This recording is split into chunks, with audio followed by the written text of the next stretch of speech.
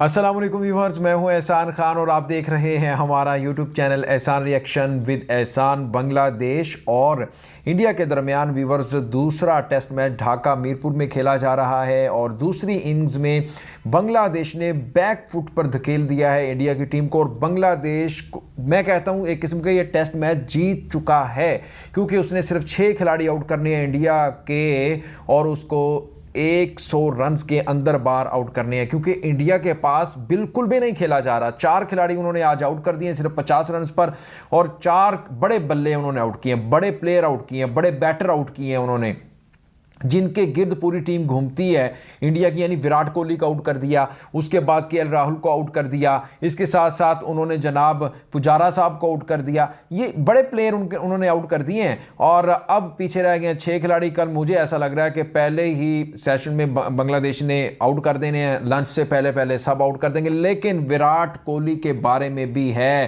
कि उन्होंने एक कंट्रोवर्सी छोड़ी है। जैसे ही वो आउट हुए उसके बाद उनका आउट होकर पवेलियन वापस जाने का, ड्रेसिंग रूम जाने का कोई प्लान नजर नहीं आ रहा था। वो बड़े नाराज नजर आ रहे थे, वो अंपायर्स के पास जाकर शिकायतें कर रहे थे, वो पता नहीं क्या कुछ कर रहे थे। मुझे ऐसा लगता है कि बड़े एग्रेसिव थे, बड़ा उन्होंने एग्रेशन दिखा रहे थे, लेकिन उनको समझ में नहीं आ रहा था कि उन्होंने 21-22 बॉल्स खेली हैं और सिर्फ 1 रन बनाया है। यानी ताजुल इस्लाम, शकीब अल हसन, मेहदी हसन की घूमती हुई बॉल्स को वो बिल्कुल नहीं समझ पाई। इतना डिफेंस होने का क्या जरूरत है भाई? बनाओ 145 रन, जो टारगेट मिला है ना करो अब कंप्लीट।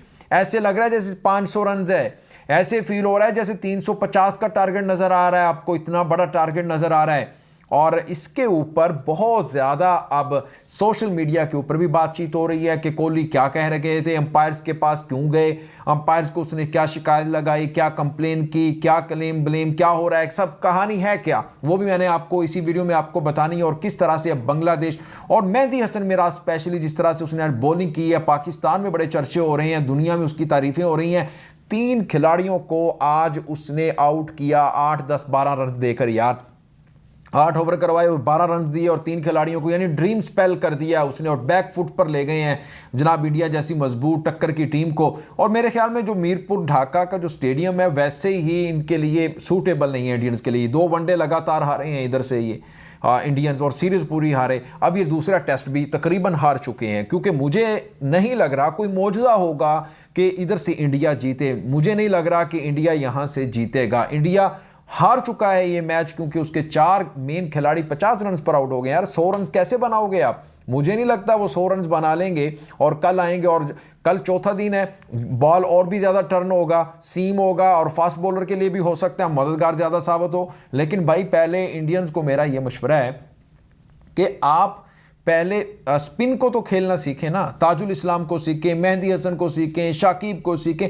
इनकी आपको बिल्कुल भी समझ में नहीं आ रहा बॉल। और ताजुल इस्लाम आपको यूं पिच के ऊपर यूं तिगनी का नाच नचा रहा है, बिल्कुल भी आपको समझ में नहीं आ रही उसकी बॉल। और विकेटें कौन ले रहा है? मेहदी हसन मिराज। मेहदी हसन मिराज कभी ज़्यादा उछाल कर देता है बॉल के अंदर, ऊंची गति से बॉल आ जाता है, कभी उसका बॉल बैठ जाता है। यानी वो भी समझ में नहीं आ रहा, आपको खेला ही नहीं जा रहा इंडियन से। कि देखें अब विराट कोहली की बात कर लेते हैं, वो आउट होते हैं, कैच पकड़ लेते हैं उनका, तो वो जनाब अब जाते हैं अंपायर के पास और अंपायर के पास कंप्लेन करते हैं कि भाई इसने मुझे कुछ कहा है। वो कह रहा है कि ताजुल इस्लाम ने मुझे कुछ कहा है। ओ भाई क्या कह दिया है ताजुल इस्लाम ने? आपके ऊपर बम गिरा दिया है। ताजुल इस्लाम तो बॉल्स कर रहा है, वो ही बम गिर रहे हैं आपके ऊपर। खेलना नहीं आ रहा आपको। 2020 से आपने टेस्ट में किया क्या है? अपनी इनिंग्स अपनी जाकर देखो तो सही, अपनी परफॉर्मेंस बैटिंग में आपने क्या किया है। एक दोस्त ने ये सोशल मीडिया के ऊपर शेयर कर रखा था इनका फैक्ट्स, इनके फिगर्स कि कोहली साहब ने अब तक टेस्ट क्रिकेट में किया क्या है। और इन्होंने जनाब 2020 से इनके करियर के बारे में मेरे पास ये ट्वीट पड़ा है। 36 इनिंग्स खेली हैं कोहली ने, 917 रन बनाए हैं सिर्फ 26 के एवरेज से, और सिर्फ इसने 6 50 मारी हैं, अर्धशतक मारे हैं। तो क्या किया है इस कोहली ने?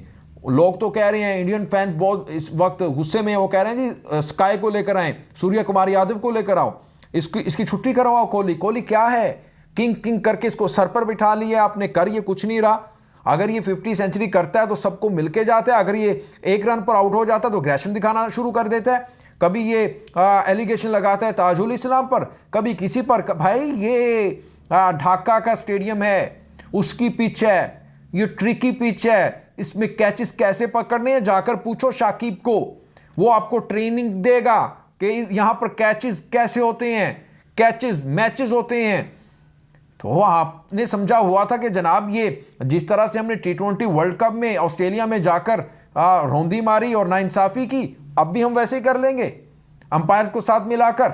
भाई ऐसा नहीं होने वाला। अब आपने फेक फील्डिंग के रन्स भी नहीं दिए थे, पता नहीं क्या कुछ किया था। मुझे तो ये टेस्ट मैच विवर्स जीतता हुआ बांग्लादेश नजर आ रहा है। लेकिन इसके ऊपर हर्षा भोगले का भी एक ट्वीट है, उन्होंने कहा कि बांग्लादेश मेकिंग 145 लुक लाइक 350 वो हर्षा भोगले कह रहे हैं कि ऐसे जैसे 350 रन बना लिए हैं बांग्लादेश ने, और मुश्किल है अब कि बांग्लादेश ये टारगेट अचीव करने दे इंडिया को। यानी इंडिया को इस वक्त वक्ता डाला हुआ है टाइगर्स ने आज बड़ा कमाल का फिनिश किया है। इसके ऊपर काफ़ी ट्वीट भी आ रहे हैं, लेकिन एक ट्वीट जनाब कलकत्ता नाइट राइडर ने भी किया है, पार्टनरशिप वी वे टू सी इन, और लिटन दास, और साथ ही साथ उन्होंने जो लिया है शाकिब को, वो कह रहे हैं हम आप दोनों की जो पार्टनरशिप है उसके लिए इंतज़ार कर रहे हैं कि आप IPL में आए और खेलें हमारे लिए। हम भी आपको जो मांडा लगाता है ना, आपके खिलाफ जो अच्छा प्रदर्शन करता है, परफॉर्मेंस करता है, फिर आप उसी को लेते हैं। ये अच्छा किया उसने, लिटन ने आपकी अच्छी खासी धुलाई की। लेकिन क्रिकेट के ऊपर ही फिर बात कर लेते हैं जी। 3 खिलाड़ियों को आउट किया है मेहदी हसन मिराज, बहुत ज़्यादा उसकी तारीफ़ें इस वक्त हो रही हैं और हर तरफ हो रही है, क्योंकि जिस तरह से उसने आज 3 खिलाड़ियों को आउट किया, फिर इंडिया स्पेशली जब उसने विराट कोहली को आउट किया, कोहली को कुछ समझ में नहीं आया, वो तो बहुत ही ज़्यादा डिफेंसिव में जा रहे थे, लेकिन बॉल यहाँ आकर लगी और सामने इमामुल्लाह खड़े हुए थे, उन्होंने कैच पकड़ लिया और उनकी इनिंग्स का खात्मा कर दिया। और कोहली बेचारे को समझ में नहीं आ रही थी कि मैं करूँ तो क्या करूँ भाई। अब कल ये होगा कि जो बांग्लादेशी बॉलर्स हैं वो पहले ही सेशन में करेंगे क्या, लंच से पहले ही आउट कर देंगे। मुझे ऐसा लग रहा है कि इंडियन टीम को नाको चने चबवा देंगे, धूल चटवा देंगे और 1-1 से सीरीज बराबर हो जाएगी और टेस्ट सीरीज बराबर हो जाएगी। वनडे सीरीज इस तरह जीत ली है बांग्लादेश ने। इस तरह टाइगर्स ने जनाब कमाल कर दिया है, और इसको लेकर के पाकिस्तान के बड़े बड़े जो जर्नलिस्ट हैं, उसमें चाहे जनाब आप ले लें सलमान बट को या फिर सवेरा पाशा अली को, उनको ले लें, और भी बड़े यूट्यूब चैनल हैं, वो इस वक्त बांग्लादेश की बहुत ज़्यादा तारीफ़ कर रहे हैं कि जो इंडियन सूरमा है वो ट्रबल में है इस वक्त बहुत ज़्यादा, और जो भारतीय जितने भी क्रिकेटर्स हैं उनको समझ में नहीं आ रहा बैटर्स को कि किस तरह से खेलना है। मेहदी हसन मिराज को, ताजुल इस्लाम को, तस्कीन को और फिर शाकिब को, बिल्कुल भी उनको समझ में नहीं आ रहा। यानी इतना बड़ा नाम है और काम इनके देख लें, खेला इनको बिल्कुल नहीं जा रहा, और किस तरह से तिगने का नाच नचा दिया टाइगर्स ने। अच्छा, नेक्स्ट वीडियो में मैंने आपको बताना है कि किस तरह से दुनिया भर से बड़े बड़े ट्वीटर्स ट्वीट के ऊपर ट्वीट आ रहे हैं, ट्विटर के ऊपर लगातार ट्वीट किए जा रहे हैं, उसमें बड़े बड़े क्रिकेटर्स भी हैं, और किस तरह से इसके ऊपर रिएक्ट किया जा रहा है, किस तरह से उनकी धुलाई की जा रही है और बताया जा रहा है कि इंडियन टीम किस तरह से फ्लॉप हुई है। उसके ऊपर एक और बड़ा ट्वीट भी मैंने आकाश चोपड़ा से लेकर विक्रांत गुप्ता तक, और फिर उसके साथ मैंने आपको बताना वो इसके ऊपर क्या कह रहे हैं, इस मैच को लेकर के कितना नाराज हैं, और 2022 किस तरह से उनको आईना दिखा रहा है इंडियन टीम को कि वो कैसी टीम है, उनसे खेला ही नहीं जा रहा। वनडे में देख लें, T20 में देख लें, और फिर अब टेस्ट में भी उनकी मंजिल ठुक गई है। व्यूअर्स मुझे दें इजाज़त, इंशाल्लाह नेक्स्ट वीडियो में आपके साथ एक बार फिर मुलाकात होगी। तब तक के लिए अल्लाह हाफिज़।